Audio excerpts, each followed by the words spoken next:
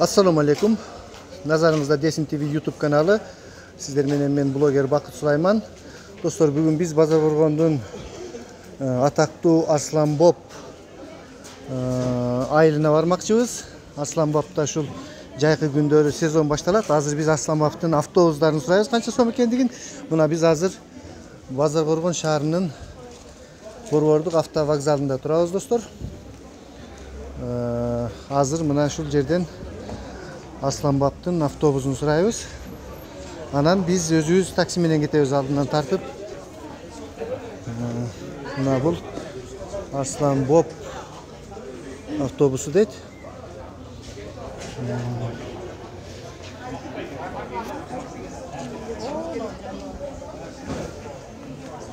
Hazır avtobuslardan surayız. Assalamu alaikum. Arslan Bob'ga qancha so'm turadi bilet? Arslan Bob'ga 60 so'm. 60 so'm. Rahmat. Biz azmno sezonga YouTube kanalına tartib o'tabizda. Rahmat. Arslan Bob'ga avtobuslar 60 so'm ekan. Mınaki şunday orunduklarda. Mınday avtobuslar qatayt. Qancha so'm 60 so'm dedi. Qancha minut, qancha soatda boradi Arslan Bob'ga? Har 25 minut sayın jilat ekan. Har 25 minut sayın jilat ekan. Qancha soatda jetadi? 1 saat 20 minutda. 1 saat 20 minutda Arslan Bob'ga boradi. Mına şunday büt şartları var. Жаңы avtobuslar qatayt. Dostlar, biz bolsa hazır taksiga jönödük.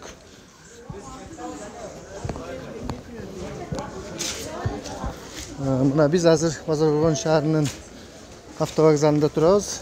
Alem bizim bet mаңдайыбызda Bazarborgondун айтылуу базары. Бүгүн санитардык күн болгондуктан базар иштебейт экен. Ошондуктан бүт үстөлдөр бош. Biz bolsa hazır ушул Arslan Bob taksileri geçici jayga bara жатабыз достор. Mına şunday Bazarborgon şahri болгону менен aябай антисанитария эми акырын өнүгүп калаттыр. Үмүтүбүз чоң. Ушул жерлердин өнүгүшүнө мына бул шагыраган таштуу базар, ушул Bazarborgondун айтылуу базары. Biz hazır bolsa dostlar Arslan Bob'un taksileri geçici jagына bara жатабыз.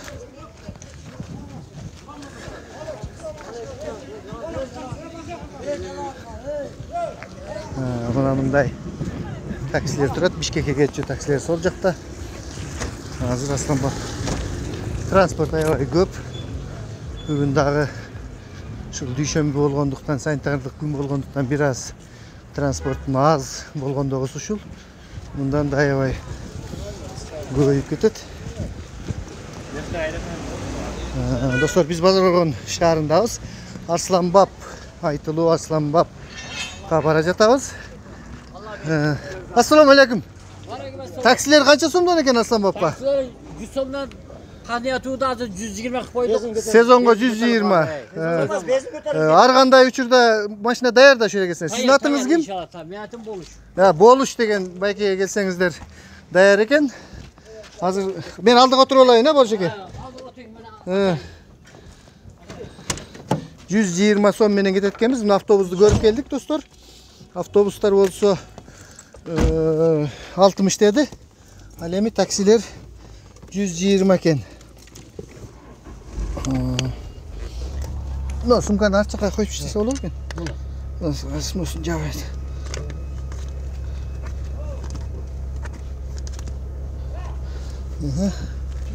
Boluş ağanın taksisine çıkıp bara жатабыз. Biz hazır Arslan Bob'ga yol aldık Bazarborgon şahrından. Bismillahirrahmanirrahim. Aman esen uşul Arslan Bob atanın ayılına jetip baralı. Bugün ele bizim program boyunca bugün ele qaytışыбыз gerek. Bolup çık.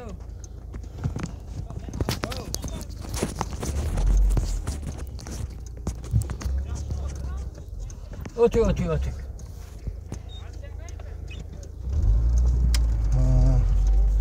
Dostlar, mınaki hazır çıktık buna. Kança bir 40 minut 1 saatga jakın barıp kalabızbı? Ha, 1 saat 10 minut, 1 1 saat. saat 10 minut. Jakşı. Azыр эми сезон анча башталып элек да. Sen başlayla endi başlanat kalırsa ben. Özüm bop kaldı. Mına biz azыр Bazar Orgon şаарынан чыгып бара жатабыз, достор.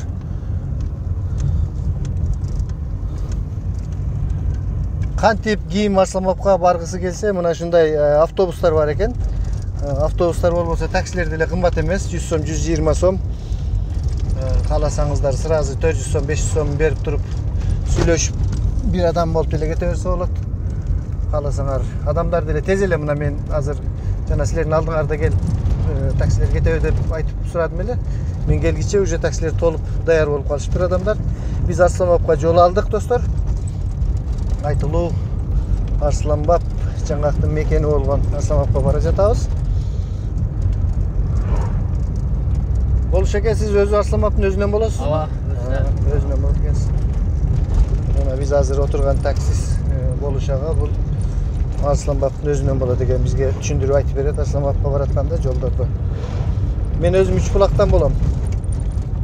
Үч булактанчы. Жакшы экен.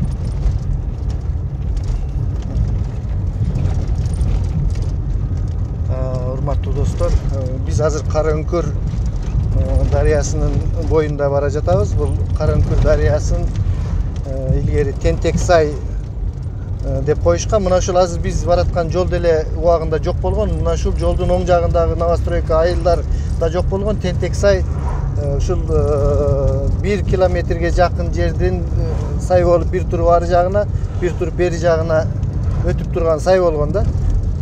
Кийин ушул Советтер Союзу болгондон кийин индустрия көтөрүлгөндө анан биягын кичинертип көпүрө салып, азыр биз көпүрөдөн өтөбүз.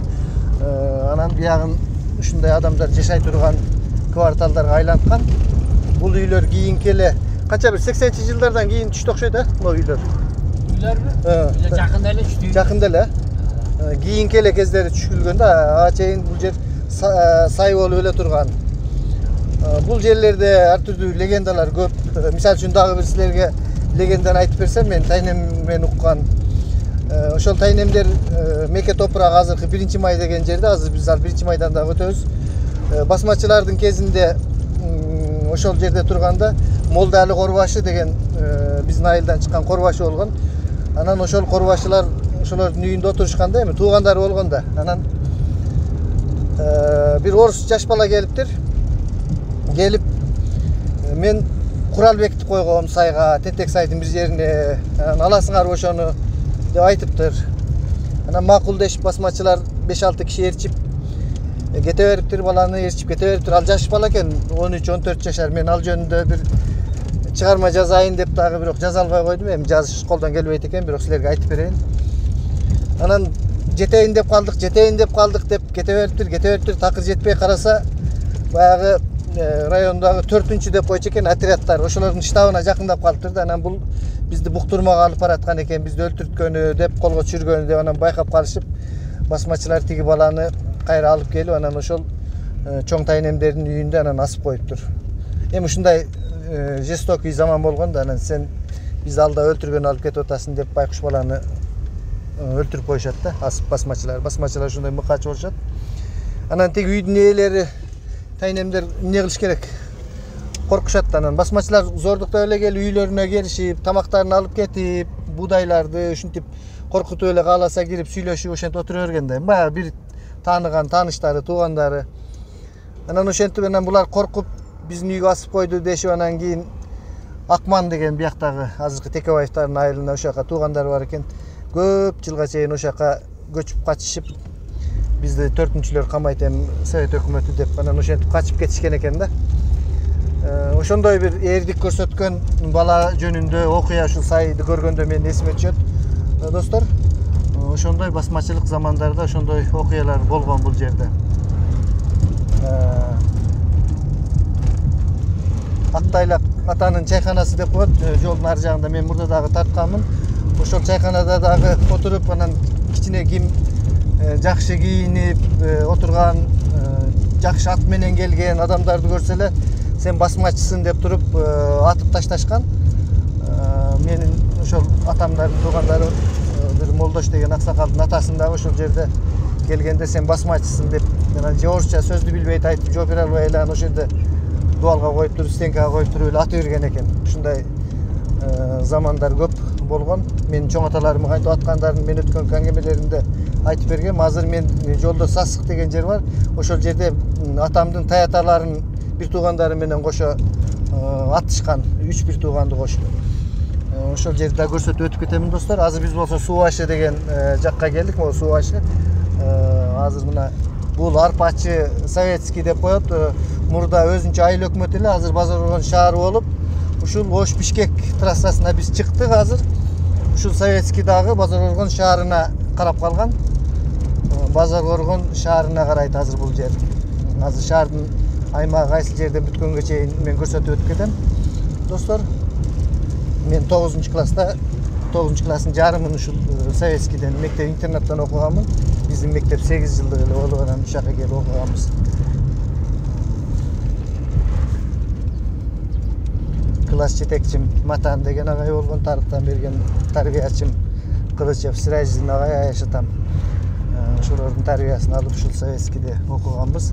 Могу Глобус деген магазин жаңы түштү, күнү түн иштей турган. Ары жагында дагы магазин бар. Бул Арпачы боюнча Базар Оргон шаарынын ушул жагы боюнча атайын мен берүү даярдаймын буйруса. Ошондо мен силерге жакшы кылып тааныштырып бул жерди. Мына азыр биз ошол Бишкек Ош трассасынан оң жакка көздөй бурулдук, Арпачыдан ушул Советскийден. Оң жакка мына Асламапка ушул жакка көздөп бурулат. Мына азыр биздин болуш байке бир адамды алып алды. Мына бул жерде Советскийде ушундай кадимкидей эле базар. Күнү түн иштешет булар. Ушундай бир борбор, бу жерде биз центр деп коет элек. Мен бу жактан коюп коем. Машина аябай көп болот негизинен.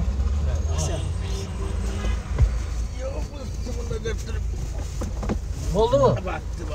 Баттыңызбы? Yeme aşağı. Ay жакшы. Мына биз азыр ушул Советскийден бир адам алып анан чыктык. Арсламапка жол алдык достор. Азыр биз түз барып туруп, анан оң жакка бурулабыз. Достор, мына биз азыр Советскийден чыгып, оң жакка көздөп бурулдук. Азыр жанакы 1-май деген айыл, Меке топурак деп коет тарыхта. Катар жаңактар зеленый туннель деп айтып жүрүшөт го. Ошол жашыл туннелге азыр киребиз. Мына ошол жашыл туннелдин башы бул 1-май айыл эмес, бул Кызылдын повороту деп коет, бурулушу. Азыр 1 километрлерден кийин ушул 1-май башталат.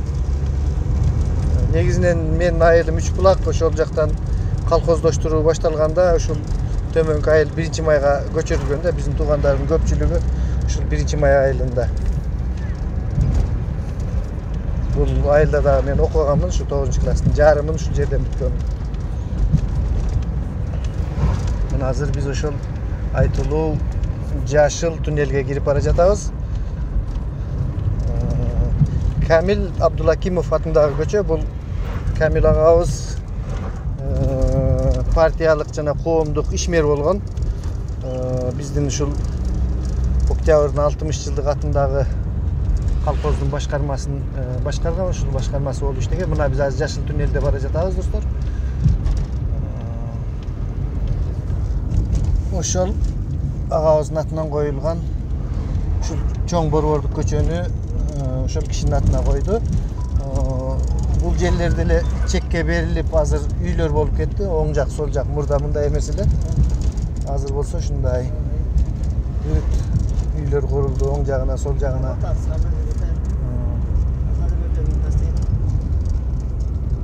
Кийинки айыл Кызыл Октябрь айылы. Ошол Кызыл Октябрь айылы менен ушул 1-май айылы азыр биригип бир эле айыл болоюн деп калды. Анткени ушул жол аркылуу бүт мондай үйлөр курулуп, эки айыл биригип калды да. Мурда ичине бөлүнүп турат эле, азыр болсо биригип калды мына.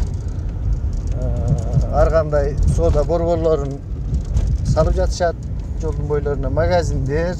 Келечекте бул жер ушул мындай чоң жолдун бою болгондуктан менимче чоң бир соода көчөсүн айланып кетет болуш керек бир 10-15 жылдын ичинде.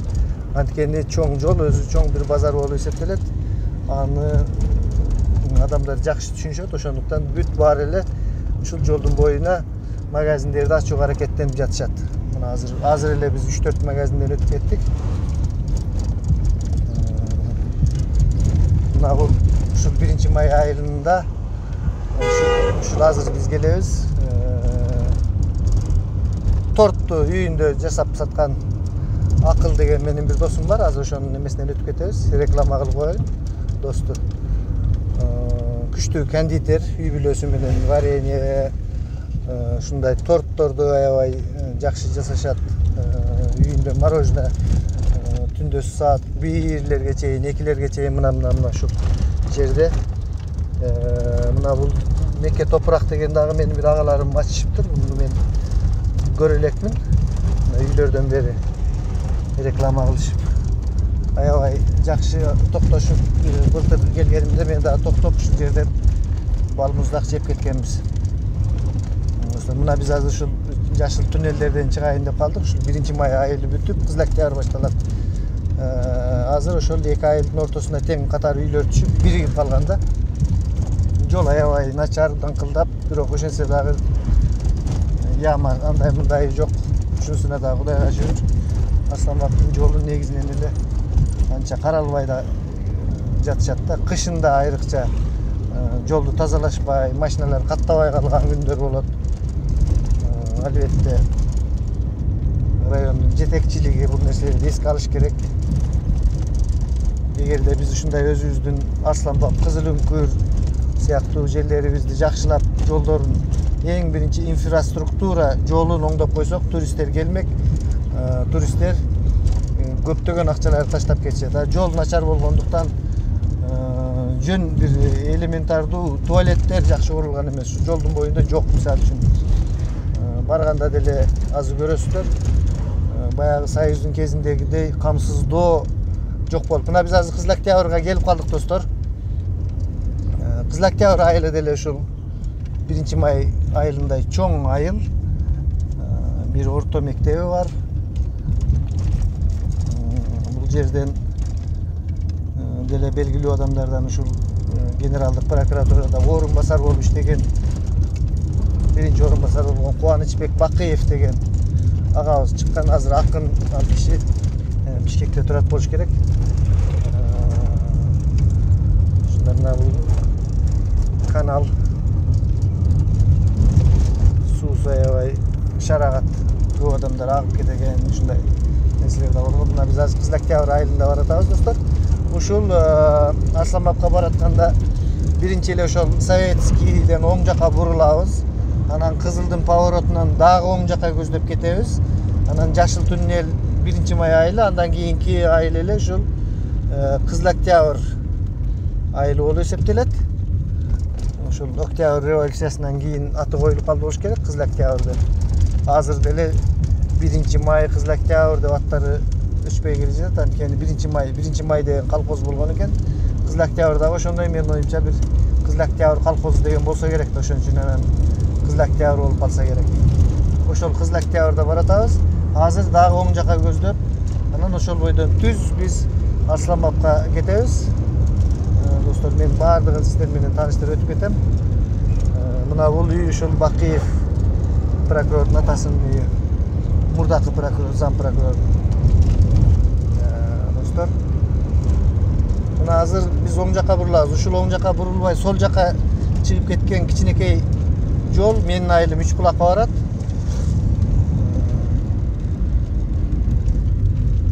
Мына азыр биз оң жака, мына сол жака кеткен жол Үч Булакка кетчү жол. Үч Булак каякта дешип эле сурашат. Үч Булак ушакта. Бир күнү тартып көрсөтөм достор, Үч Булакка кантип барганда. Бир адам кол көтөрдү, азыр алып алабыз. Бул жака көздөп бараткан адам экен.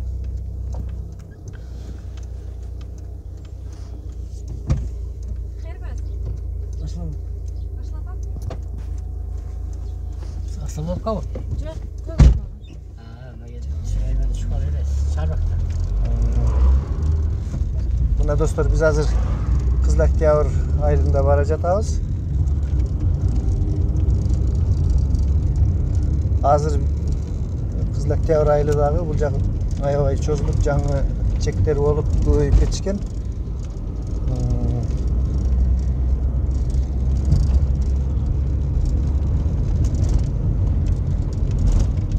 Урматтуу көрөрмандар, биз бүгүн азыр жаңы көрүп жаткан адамдар болсо, ошол Асланбапка бара жатабыз.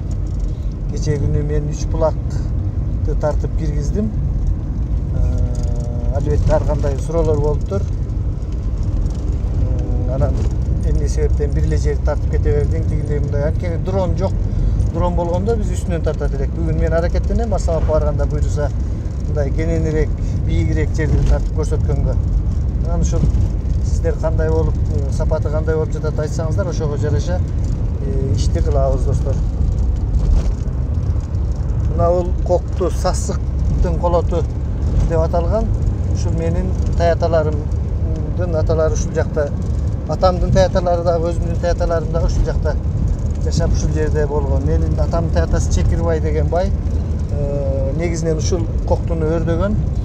Ошол басмачынын кезинде ушул жерге келип туруп Чекирбайды 3 тууганы менен кошо аткан кызылдар.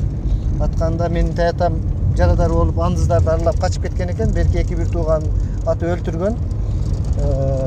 Анан менин таятамды кийин дагы баары бир Оштун түрмөсүнө алып кетип, ошактан бир эле чапаны келген экен. Ушундай кооптуу, когалаңдуу замандар өткөн бул жерден. Мына айылдар такыр жок болгон азыр. Кийинки эле кездери болду бул айылдар. Ушул жерде суу сактагыч плотина бар. Бул айыл бүткөндөн кийин. Анан бир үңкүрдө жашаган кишинин үйү бар, анда алыстан көрсөтүп өтөбүз. Ал үңкүргө дагы өзүнчө бир саякат кылып келип кетиш керек. Азырынча мүмкүнчүлүк жок. Биз туура Асланбапка өтүп кетебиз, достор. Достор, мына ушул Асланбаптын жолу, мына бул Тентексай аркы бети. Аркы бети Карача да ону айыл, Карача болуп. Карача. Мына бул жерде плотина суу сактагыч бар, азыр мына бөлүнүп жатат. Суу бар экен. Суу бар экен. Айдын көл бул. Мына бу жерде Акулар. ишкер сууну тосуп алып, плотина кичине эме кылып Айдын көл деп атап, анча-мынча күн ысыганда ушул жерге келишип сууга түшүп турушат. Азыр адамдар жок окшойт. Бул Айдын көлдүн сезону башталды эле экен чамасы. Анан элете күн ысыганда баары келип Айдын көлдүн аккусу болуп калат да. Мына суу сактагыч плотина. Мына биз азыр Асланбаптын жолундабыз, достор.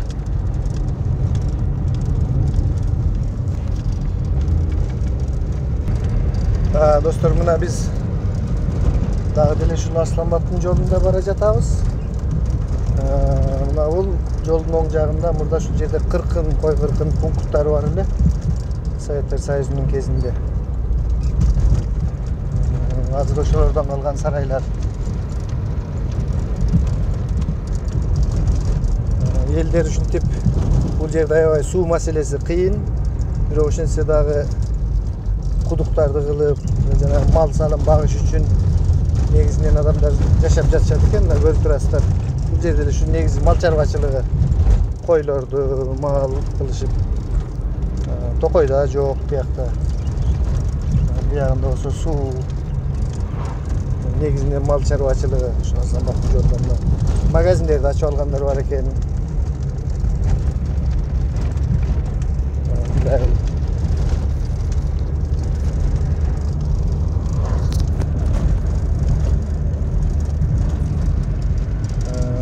Талдар токой болуп күрү чегишет. Бул жакта негизинен тиги суунун боюнда болгондуктан. Жол кээде мына ушундай коктулардан суулар түшүп, асфальтты бузуп, бир нече саатка чейин ушул транспорт каттамдары токтоп калган кез дагы көп болот бул жерде. Кайра оңдошуп, кайра эме кылып, аябай ушундай кыйынчылык болуп калат. Айрыкча кыш мезгилдеринде кар көбөйгөндө, жазгы сезондордо ушундай кыйынчылыктар болуп турат бул жерде. Достор, ушул оң жактагы Çoğun ayıl Beşbadam ayılı. Beşbadam деп аталат. Азыр ушул асфальттан мен силерге көрсөтөмүн. Көпүрө бар. Бешбадамга өтүп кете турган. Ошол көпүрө менен өтүп кетишет. Ушул Бешбадамды дагы Базар Борбордун шаарына карап калды деп жатышат. Суунун аркы бетинде болгон үчүн. Аябай эле Базар Борбордун борборунан бул айыл алыс турат, бирок ошентсе дагы административдик ушундай бөлүүлөр боюнча. Мына бул жерде Үңкүрдө киши жашайт. Мен азыр мына айдоочулардан сурап билдим. Ал киши кечээки ушул былтыркы коронавирус толкунунда каза болуп калыптыр. Мен атайын келип тартайын деп жүрдүм эле. Ал кишинин үй бүлөсү ушул Үңкүрдө дагы деле жашайт экен. Буйруса, мүмкүнчүлүгүм болсо ушул келип Үңкүрдө өмүр өткөргөн үй бүлө жөнүндө дагы атайын бир кичинекей берүүнү даярдайм. Мынакей биз Бешбадам айылы достор. Үңкүрдөгү үй бүлө жөнүндө дагы сөзсүз тартабыз. Бул Бешбадам айылы оң жака көздөп түшүп кетет. Ал эми сол жака Каба. Мен кече үч булакты тартканда көрсөттүм го, бир бел ашып кетсе Өзбек Кабага түшөбүз деп, ылдый жагы Кыргыз Каба деп коет. Андан жогору жагы биздин түшүүбүз Өзбек Каба. Булар ушундай биздин үч булак коктусуна параллель жайгашкан. Азыр бир кыйла жүргөнүбүз менен бирок башы барып туруп биздин айылга биригише турган, ортодо бир эле бел калат да. Ошондой. Андан кийин анын оң жагына бир бел өтсө Жайтеректен өтсө Жапаш, Арсланбап болуп ушундай бир параллелдүү жайланышкан жерлер. Мына биз азыр ошол Кабанын этек жагы Кыргыз Каба деген айылда келе жатабыз. Мен өткөндө бул жердин паспорт столдору боюнча дагы бир берүү тарткан элем. Мына ошол Кыргыз Каба айылындабыз азыр. Мына ушундай соода точкаларын ачып коюшуптур. Оң жагында болсо татынакай болуп спорттук аянтча жасап алышыптыр азаматтар. Мына ушул биз Кыргыз Кабадабыз азыр. Мына ушундай достор, биздин Базар Борборундогу жашоо, тиричилик ушундай айыл, мал чарбачылыгы негизинен тетиги Токойдо анча-мынча жаңак теришет. Анан көпчүлүк эле ушу Кыргызстандын баардыгы Россияда жүргөндөй эле биз жакта дагы өзүңүздөр билесиздер, мен деле Россияда жүрөм. Ошондой көпчүлүк адамдар колунан келген кеткендер ушул Россияда ар кандай иштерде, мамлекеттик кызматтарда ушинтип тиричилигибизди кылабыз Базар Борборундуктар. Мына биз азыр ушул Кыргыз Кабадан чыгып бара жатабыз. Достор, биз азыр Кыргоо айылынын башына келип калдык. Кече күнү мен үч булак тартканда бирөө Кыргоону дагы тартып коюңузчу деп атты эле. Мына Кыргоону колдон келишинче жолдун боюнан баратып тартып өтүп кетип атам. Айылыңарга эми кире албай калдым. Bir günü жакшылап чакырсаңар кирип тартып берем. Мына азыр Кыргоо айылындабыз. Мектеп, Татынакай мектебин салып коюшканбы кыргоолуктар. Мен өткөндө да көрүп өткөм бул жерде. Мына Кыргоо айылы. Негизи эле бул жерде дагы ушул суу маселеси аябай кыйын.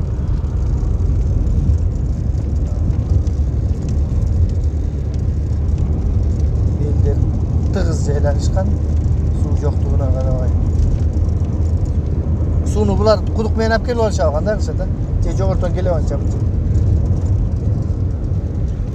Сууну кудукта. Кудук. Суу кудук. Кудук экен. Ушинтип тиричилик кылып тоолордо жашап жүрөбүз. Мына Кыргоо айылы. Şunu menен бүтүп калабы Кыргоо ошол жерден? Юрмовта да ошол. Мына Кыргоо айылы бүттү, тетиги ар жагында Кара Үңкүр дарыясы турат. Негизинен дыйканчылык, мал чарбасы. Бул жерде мына бирөө азыр бул жака арпа, буудай бир нерсе эгип койгон экен. Жолдун оң жагы, сол жагы кичинекей мүмкүнчүлүк болгон жерлердин баарын айдашып элдер тиричилигин кылып жатышат достор.